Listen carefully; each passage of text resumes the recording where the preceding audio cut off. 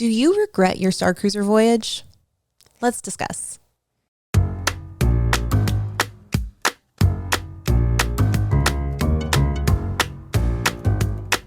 Welcome to Princess and Scoundrel, where we take you along our scrappily ever after, from Fantasyland to Tatooine and everything in between. I'm Sarah. And I'm Steven. And it's another Starcruiser episode. But this one's different. Yeah. Typically we have had some guests on to talk about Starcruiser, but we've shared our opinions on our voyages that we've been fortunate enough to go on. But there are hundreds, thousands of people that have gone on this. And I admin a couple of the Starcruiser groups on Facebook, and we thought, you know what? We should ask, what are your regrets? What is it that you did on your Starcruiser voyage that you wish you hadn't done? Oh, that sounded like a loaded question right there. And you know what? It overwhelmingly, it was not like, I spent too much money or anything like that, or the sequel trilogies. It was all like, I really wish I had done this small tweak to make a bigger impact on my voyage. That's cool. Positive regrets. Is that a thing?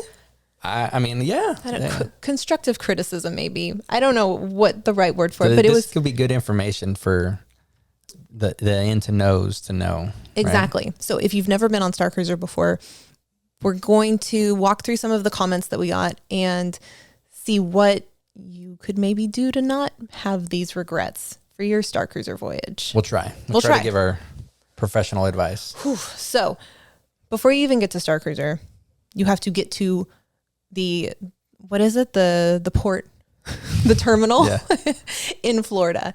And there's a couple of things that go along with that. So Sunny Scott says her biggest regret was jet lag. They were supposed to arrive one day early, got stuck in Atlanta, and arrived very late the night before.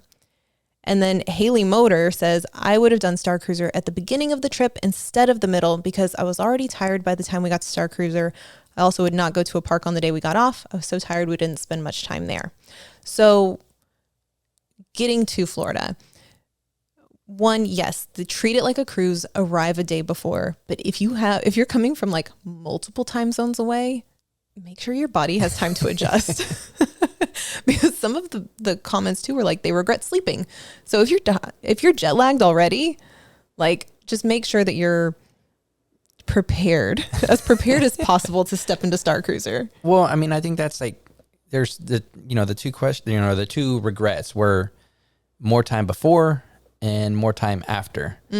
And it's kind of that delicate balance because when we went the first time, it was no time before and no time after. Yeah. So it was nonstop. This last time we went, we kind of baked in, a couple days at Disney. Right.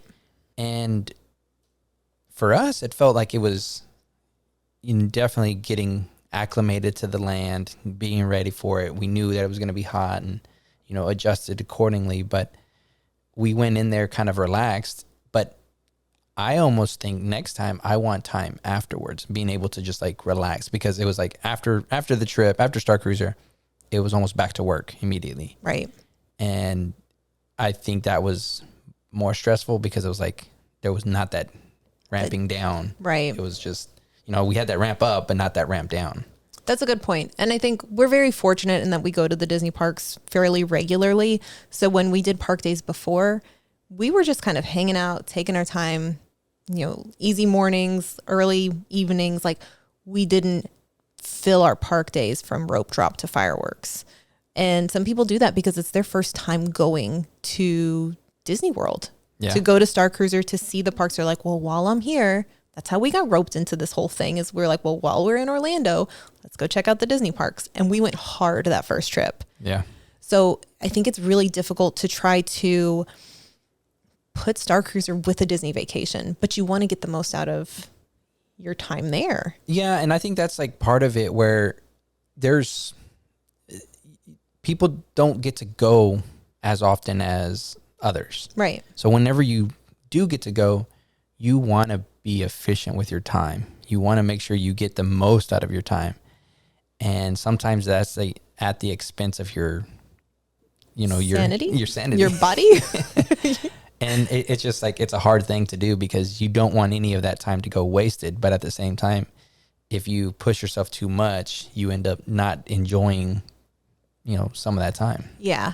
But I would say, generally speaking, if you are going to do Starcruiser and you're going to do park days, I would recommend arrive a day early, at least a day early, get your body settled from travel, do Starcruiser, maybe don't do a park day the day you disembark, and then do your park days after the fact. But just like take it easy.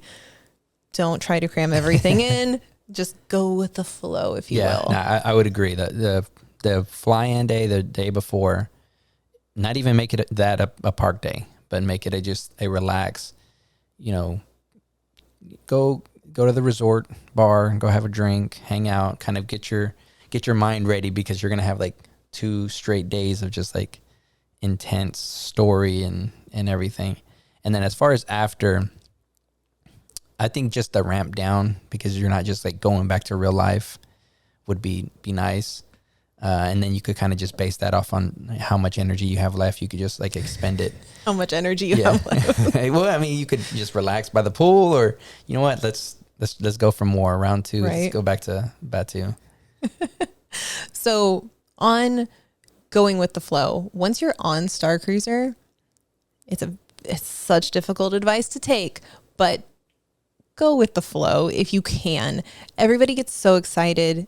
I'm going to go this path. And we were completely guilty of this the first time. I remember our friend group just like freaking out, like, well, which path do we go down? I want to go down this path, but I want to do this over here, and I want to see it all, and I want to do it all. And we've talked about it. It's impossible.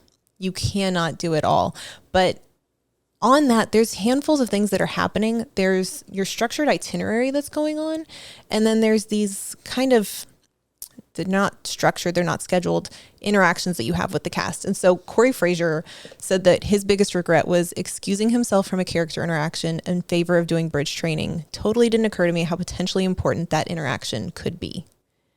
And I think that's incredibly important, because you know me, I love a schedule. If I've got something on my schedule, that's what I'm supposed to be doing. And so if somebody comes and tries to pull me from that, I'm like, no, I'm doing this.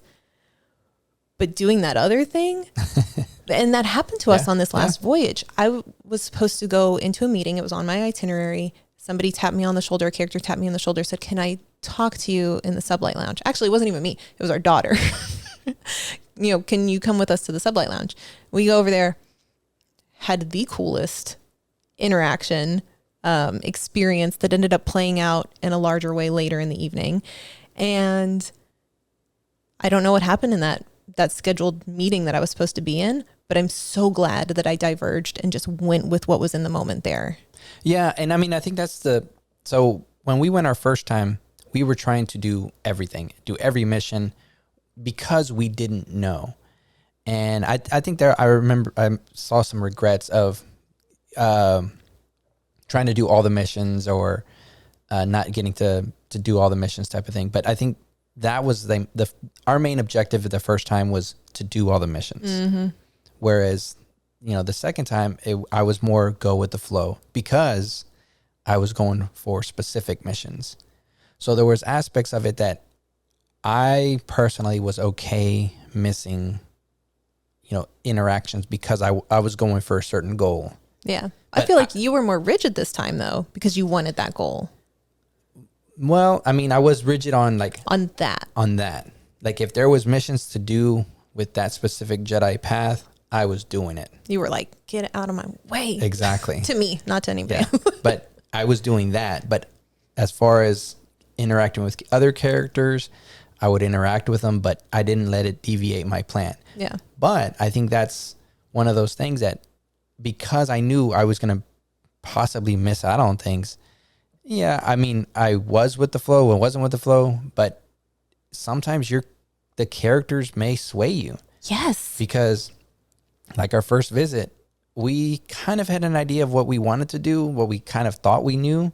Right. And we were just like enthralled by Wraith. Yeah, completely charmed by him. And then our second trip, even though I was trying to go the Jedi path, Croy was such a good character that I wanted to hang out with him. He's magnetic.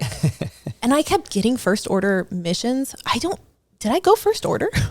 I might have. I kept getting first order missions. He had me doing stuff on Batu. I was like, nah, I'm not going to do it. I get back to the ship. He's like, meet me over here. I was like, nah, I'm not going to do it. But man, looking back, I wish I had. Yeah. No, I mean, and it's, you know, there's so many characters there, and they play them so well. They play these characters so well that you just get so like involved in that story that even if you're intending to go one way, you may be swayed another way and go on this other journey that you didn't know. And it sometimes ends up better because it's organic. You're not forcing it.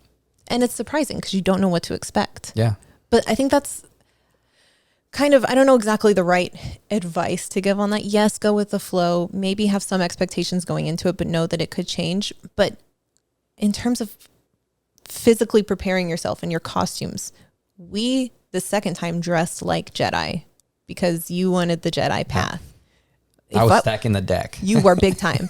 What if, and I was dressed like a Jedi too. I had my like Ahsoka bounds on.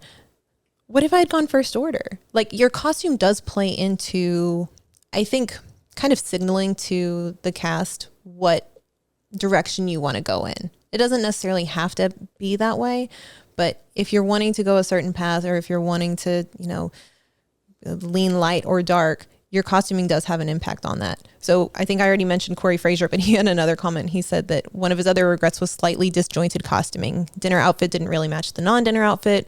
Really loved all the costumes. It just unintentionally was two different characters and didn't realize it, which that can happen. Yeah. But it's part of the fun of prepping for Starcruiser is like, who am I going to be? What does that person wear? Yeah. I think the aspect of wearing a costume that automatically signals to the characters that you're wanting to play. And like you're saying, going more Jedi robes or scoundrel or real, you know, formal, you know, first order, it kind of signals maybe what path you want to go, and it may help the characters kind of guide you to that path. Mm-hmm. But yeah, as far as having it not so disjointed, I think that's more of based on you and your comfort level. Because I know I'm always trying to go comfortable. So first trip, second, I'm always like, what's the most comfortable for me? And like, let me modify it. And so my first trip was inspired by Lando and Han. Second, again, I was stacking that deck trying to go Jedi, but it was like, I want to be comfortable. Right. And I knew that we were going to have a Batu day. So I baked in a very linen-y, comfortable, very hot Batu day. Those 3 suns were blazing. Yeah. And I mean, I think that was another regret, some people had, was just not realizing really like how hot it is and having a costume, a quote unquote costume for that, because they want to stay in character during that trip. And we have to find like something comfortable. And, a lot of space stuff is usually layers. Lots of layers, lots of boots and leather. And that was like another regret people had, were wearing boots. I think it was boots, but it was more of like testing out your costumes, like do test runs with your costumes, make sure everything's comfortable. There were lots of blisters mentioned as regrets. So make sure your shoes are broken in. Me personally, I regret getting dressed up night 2 for dinner, because we went very early on for our first voyage. And so we all still thought there was this like big gala, and we thought it was supposed to be this really dressed up event. And so I bought a full length gown, gold, wore heels, everything. And then my butt's trying to like all around this ship, trying to like go to these different missions. And I felt like a baby giraffe or something trying to like toddle around. I know how to wear heels, but when you're in space, it's a little harder to wear heels. Let me put it that way. So think about that too. Just be comfortable. Be comfortable. That's the biggest thing. Yeah. And be ready to move. And I think the thing is not to like go away from like the formal clothing, but finding something that's comfortable enough that you're able to, or even, I know there was like kind of the regret of having too many outfits. And it's just finding a way to maybe like put on a shawl or something to make it formal looking and then be able to take it off and it's more relaxed. So I think it's being a little bit creative with the costume to get you where you're wanting to it to look and get you that feel. But yeah, as far as like having that costume that's consistent, I think it just helps you stay in character if you're going to be like a scoundrel, to have like a consistent scoundrel costume, or if you're a Jedi, kind of a consistent Jedi feel your entire weekend. Right. And that's a good point. You calling that out, like you're dressed in character, you're in character. Yes, you absolutely are a character on Starcruiser. The cast, the crew, fellow passengers are going to treat like you are part of the story. And one of the larger regrets that I saw was getting into it and interacting with the cast. And I don't know if that's from a level of being like introverted or maybe just like, when is it my turn? When do I get to go? But Chris Davis, he says, I didn't insert myself enough. I waited for the story to come to me instead of going to the story. And that was his biggest regret. I feel like this is where the introvertness. So let me take it from here. Are you taking over? Are you extroverting me out of this? But no, I think Starcruiser is it was built to be a safe space. And it's kind of a testament to it that they are people that with the regrets of being, self-admitted introverts, saying, I wish I would have spoken up more. And I think the fact that it's not to just say that I wish I would have spoken up more, but it's knowing that I could have spoken up and I didn't, I chose not to, but now I regret, like there's just kind of that battle within themselves. Like, you know what? I felt safe enough that maybe next time I will. And I think, again, that's just a testament of how they've made it a safe space. And I think that comes from it being, a more intimate setting. It's not Disney World where it's like full of people, jam-packed, waiting in lines. It's more, relaxed in there. Yep. The character interactions are not forced. So you're not, I need to talk to them. It's based on the guests. Like you could go talk to them. If you're just standing there having a drink or, having a chat, the characters will come up to you and interact with you. So doesn't ever feel forced. No. And I think it's just a beautiful thing that people can feel comfortable enough to say, you know what? Even if it is a mask, like if it's something where it's like, I want to talk, I want to be this character. In my head, I wish I was the Jedi and, brave and I could do this and I could do that.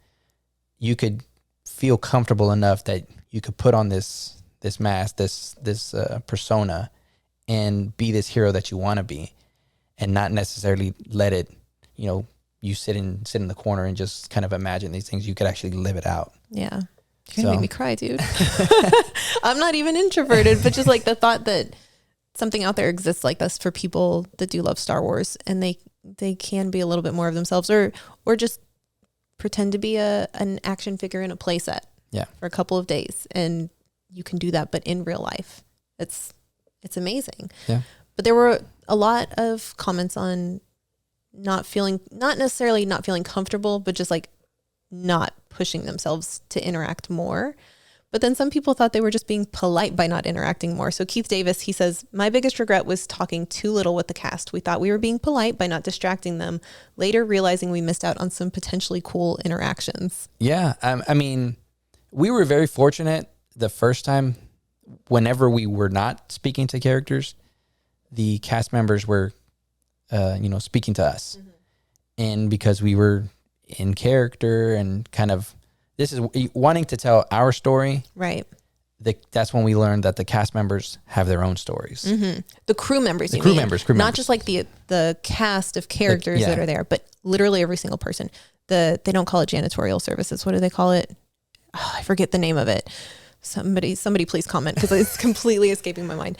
But they have the people that are cleaning up after you, the people that are working at passenger services, the people that are running bridge training, every single one of them has a backstory. Yeah. And so it was almost like after we learned that, we wanted to talk to each cast member to like, where were you from? Because, you know, they're from Ryloth or from Coruscant or, you know, Corellia or whatever, like wherever they were saying. But it was just cool because you're like, oh, they each have their own backstory or how long they've been on the ship, where, you know, how they came onto the ship. So it was like super cool to hear all these other small backstories from the cast members. And I would say this, if you are not knowing how to insert yourself necessarily, or you have downtime in between, hang out in the atrium, because it feels like the atrium is like the heart of Starcruiser. So there's characters coming through, there's the crew members coming through. Like if you sit there long enough, you're either going to, one, see something that's happening, or two, get pulled into something that's about to happen. Yeah. I think that would be my advice, especially if you're introverted. Like if you just hang out in the atrium long enough, an opportunity will present itself to you. But moving on from talking to interacting with the cast, interacting with the crew members, you also have your fellow passengers that are there to play with you. Sometimes they're good interactions, and then sometimes they're not so good interactions. So Peter, I'm going to mess up this name. I'm so sorry. Let's say Peter S. May be controversial. I regret not being prepared for the reality that a handful of other cruisers would be selfish and monopolizing time with characters. There were probably 4 to 7 people who were consistently completely overbearing in ensuring they got their face time in with the characters, to the point that other people on the cruise were visibly frustrated. He goes into more detail about it, but that can happen. Yeah. On the opposite end of the spectrum from being introverted, you can have people that are just like, this is my story. I am the main actor in this story. They're the main character. It's a very difficult one, because whenever we talk about it, and again, a lot of people have regrets of not being able to interact. This is like you said, very much opposite, where there are people trying to get with them, with these main characters, and you can't get that FaceTime. Right.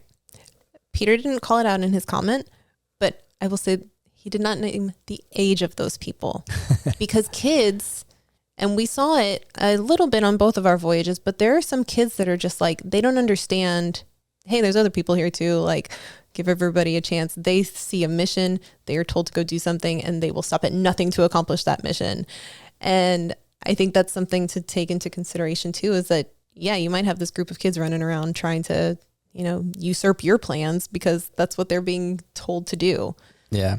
Yeah. I mean, I think it's a very fair point. I'm kind of conflicted on it, because there's an aspect of it where in my head, I'm thinking, I want to be that main character. I want to be the one that's interacting with everything.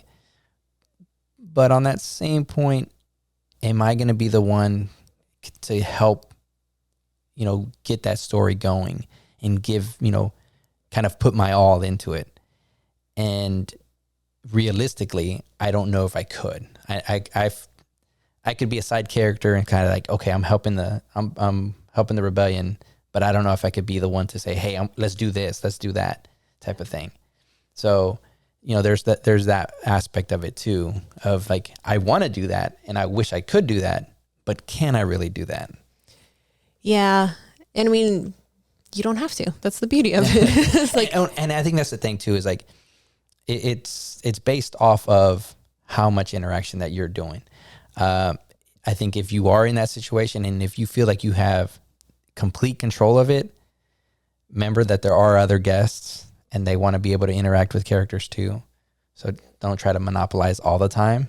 I think that may be advice to those that, know who to talk to, when to talk to them. You could still be there and kind of like be in the background. Hey, tell them to do this, but let somebody else kind of have that, shining moment. I like that. Teamwork makes the galactic dream work. Yeah. There you go. So, okay. I think that's good on the interactions. But one thing that we haven't touched on yet is your Batu excursion. So going to Batu as part of Starcruiser is a little bit different. You have certain missions that you need to do. You have objectives to do while you're on Batu. But Galaxy's Edge is something that you can go experience outside of visiting Starcruiser. And so there were some regrets about spending too much time there. There are some missions that you can do on your data pad that aren't related to your Starcruiser missions. And sometimes they're hard to tell which ones are Starcruiser related and what aren't. So just be conscious of that. You may end up down a rabbit hole of like scanning too many crates that you didn't need to scan. Well, yeah, I think the interesting thing is they still allow you, they consider it like a park day, right? Mm-hmm. Disney still considers it like a park day. So you can schedule lightsabers, you can schedule a droid, you can schedule an Ogus. That's a lot of things, like extra activities that don't necessarily advance that experience for Starcruiser. Right. It's great if you had more time.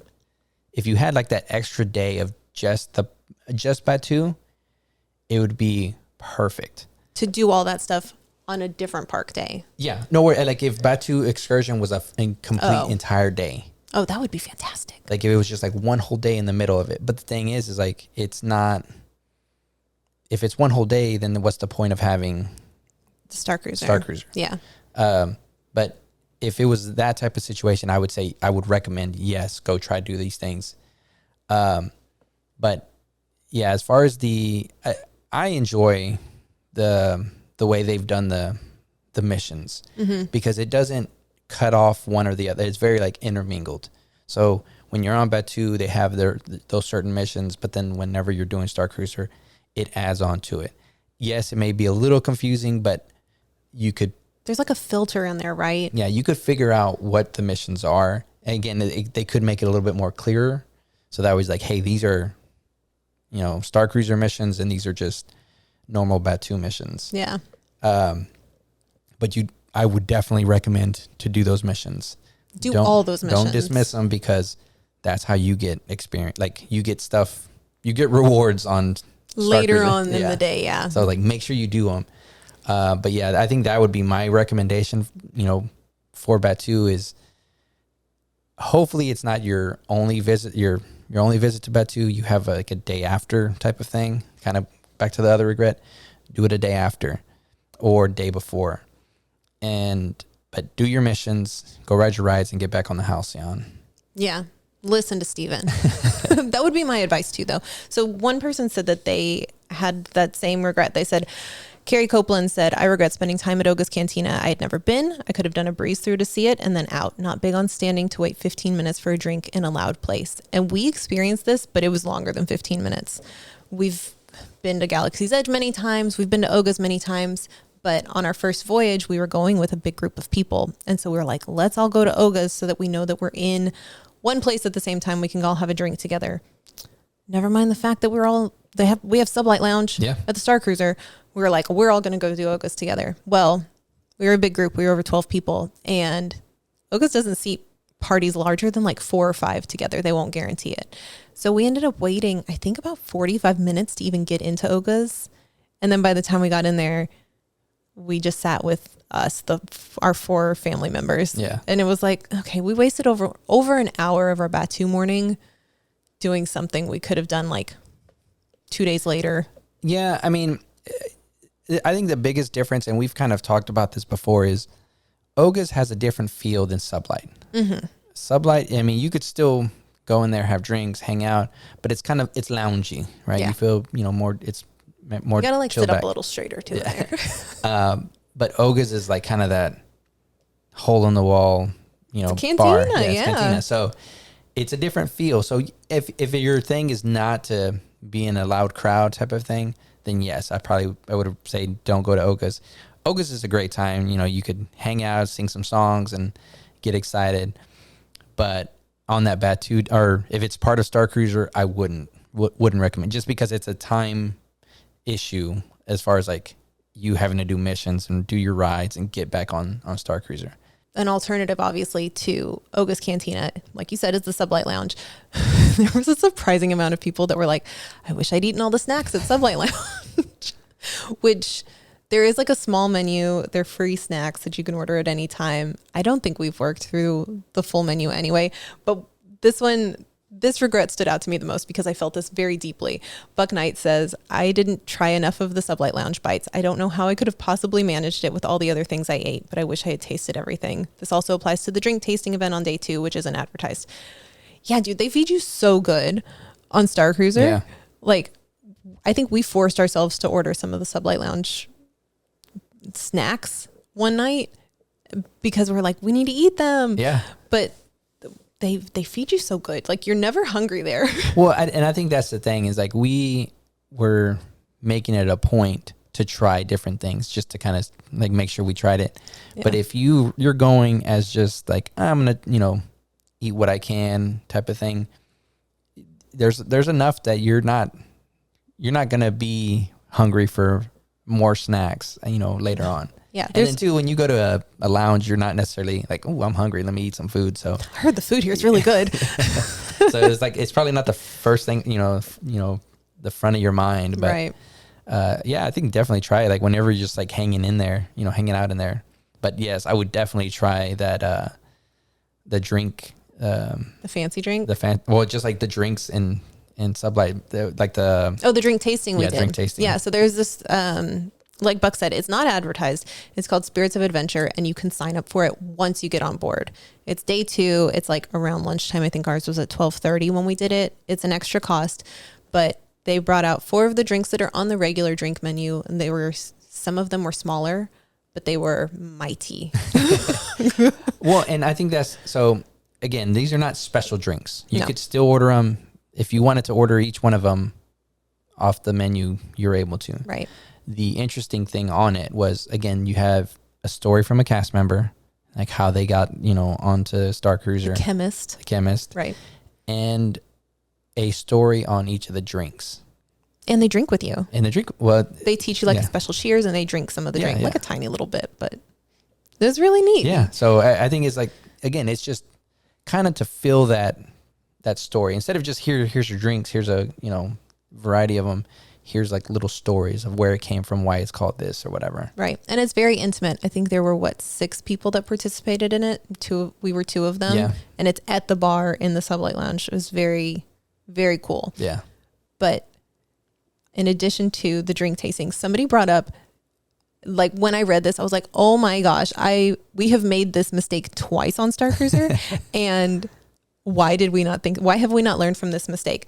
Nikki says, I regret ordering special drinks with dinner if you're on the late setting, which I would say for either one. She said, getting the drinks and paying took way too long when there were storyline events we needed to get to. Much easier and more fun to get drinks later in the lounge.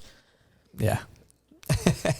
Just listen to Nikki. We give no advice. Yeah. Like listen to Nikki. That's the best tip, best advice is just hold off for dinner, because they've packed it where, dinner is, cut short or cut right on time because there's story elements, not because, they're obviously getting us out of there for the next, group, but they're going, have these story elements. And each time that we've gone to eat, it was always crap. Like, we've got to pay. Like, here's my band. Like, okay, let's go. Cause like we got to go. We got story elements to go to. I can't believe that we didn't think of that ourselves. We're like, oh, we can sit, we can drink, let's do it. Yeah, I definitely went with like, I don't want my drink to go under this line attitude. So, and it was a good cruise. Okay, so one last thing that I think we should talk about is the cast members, the characters. There were a large amount of regrets around not taking pictures with the cast. So Elizabeth Baker says, I didn't take selfies with any of the characters after the finale because I just got a little overwhelmed. Later, I realized this would have been the time to have had some nice parting words with them as well, and I felt silly for missing out on that little bit of closure. So don't not do that. I agree. Our first voyage, we went into our first voyage knowing that we wanted to take pictures and videos of everything that we possibly could. But when you're in this story with the characters and everything is happening, it's difficult to stop long enough to be like, I know you're telling me something really cool and crucial. Can we just get a picture real quick? It's weird, right? Yeah. So end of night 2 is a great time to do that after things are starting to wrap up. But if you don't remember to do that, or if other passengers are doing that, you may not get that opportunity. But looking back on our first voyage, I had so many pictures. Like, I wanted to do like appreciation posts of all of our cast. I had like no pictures. Well, it's almost like you were attending a play, and like day 2 is like that perfect, they've done their standing ovation, and now you get to meet these actors.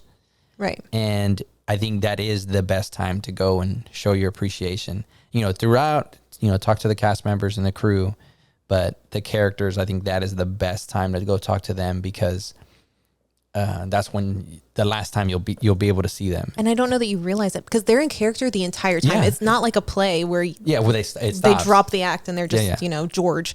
But it's how do you say like, okay, now's the time to get a picture? It's difficult to do that. Yeah. And I think that's the hard part, is removing yourself. And because like when you're talking about taking pictures, like throughout your entire trip, both times that we've gone, we've intended on, recording stuff, taking more pictures, but you get just so stuck. And I think that was some of the regrets that we saw, were just not taking enough pictures. There was somebody who's like, I only have pictures of my food. And it's because you start getting into the story that your first reaction is not to pull out the camera and start recording. So like, thank goodness for like ordinary adventures, like recording everything, because like he has that like commitment to say, you know what, let me record. And it's attached, camera is attached all the time in Peter's hand. So it's like the fact that he has the commitment to like, let me pull that out and start recording and still do and he's stuff. He's still involved too. So I think that's like the thing, is like me, I'm like a little kid, like, oh, what's going on? Lightsabers, ooh, like not even paying attention to what's going on. Glowing lights. So I think that's like a very difficult one. But I think that that's where I wish they would change the CSL and the memory maker portion of photos. Is like, how awesome would it be if there was candid photographers while these missions are going on, these activities are going on, and they're just taking, candid photos of, the characters interacting with guests. Yeah. Because these are like promo, pictures. Like just keep snapping them, because eventually you'll get one with you and a character, right? Yeah. So just have that be like part of the memory maker. So it's big crowd shots, the different, and these are just like good memories to just take back with you. Memory makers. Oh my gosh, that's why they call it that. Genius. But yeah, like on the kids' lightsaber training, Lothcat crew training, they have a memory maker photographer in there to take candid pictures and then to take stage pictures afterwards. And I think they do this on cruises. One day you and I will get on a cruise and we'll find out for sure, for research. But I think they do those candid pictures on cruises. Why not? I don't think people would have a problem paying $400 for a photo package if they got candid pictures in there as well. I think if it had more like photos, then yes. But I think it's still a difficult amount to pay, I think. It's a lot of money on top of a lot of money that you're already spending. Yeah. But it would be so great to have those memories and not just pictures of your blue shrimp. Yeah. and I think there was, if I recall, there was someone that had a regret about the CSL photos. Yeah, there were a couple that were on there. It was around like the timings, that like not having availability to the bridge, or, just figuring out the timing of their portraits. And I think because you're paying a larger amount, that should be a part of like your session. Yeah. Right. If you are saying you want this session, then you could only take pictures in these areas. Right. These particular areas. So these other ones are, again, there was areas that were off limit to us and we were okay with it, but it would have been nice to have known ahead of time, hey, if you're going to pick this time, these areas are off limits. Yeah. Or like you said, if it was just this one big beefy, like a memory maker, but there's more photographers throughout taking more candid pictures. So while you're doing bridge training or while you're doing lightsaber training, can you imagine if we had pictures of us? Yeah. I'm not going to look cool, but I would love to have a picture of me holding a lightsaber. Yeah. That's, to me, it should be a memory. Like, there should be someone taking pictures and in front of us, because we have, some videos of us from behind and, at a certain little angle, but they're kind of keeping you moving. Right. It's a missed opportunity. It's frustrating, because I would love to have a picture of me holding a lightsaber. Yeah. In action, giving in the moment. In the moment. You're not like posing like a CSL portrait experience. Yeah. Like, you're just like, I feel the force, and you've got your lightsaber. Yeah. It's a missed opportunity. Disney, listen to us. This is what we want. Yeah, no, I think if we could have those candid, it would be incredible. Soon. Watch. Mark our words. This is going to happen. Okay. I'm just guessing. I don't know. Okay. I'll look into my crystal ball. But I do think that that's a good place to wrap up this discussion. It was a lot of really good feedback, though, right? It's not. Yeah. Oh, yeah. When you were telling me that you're thinking about this idea of asking about people's regrets, I was definitely like scared, nervous that like it was going to be opening up the floodgates. But yeah, I think it was a pretty good feedback. So yeah, that's a really good point. If you are not part of the Facebook groups for Starcruiser, our good friend Dano and I run a good amount of Facebook groups. It's growing every single day, it feels like. But they are fantastic resources for costuming, for tips, for planning, for sharing your collective sadness after you disembark from Starcruiser. So I will drop links for all of those in the description of this episode. And also, if you are watching this on YouTube and you see Steven's sweet, sweet shirt that he is wearing, it is from our Mosh Isley sponsor, Roosevelt's. They make fantastic button downs for all of your favorite fandoms. And if you are interested in getting 20% off of your first online order, you can go to rsvlts.com and use the code SCOUNDREL for 20% off of your first order. Princess and Scoundrel is part of the Think the Maker network. So if you've been keeping up with Andor, make sure you go check out the guys at Think the Maker and Mike Forster at Armor Party. Until next time.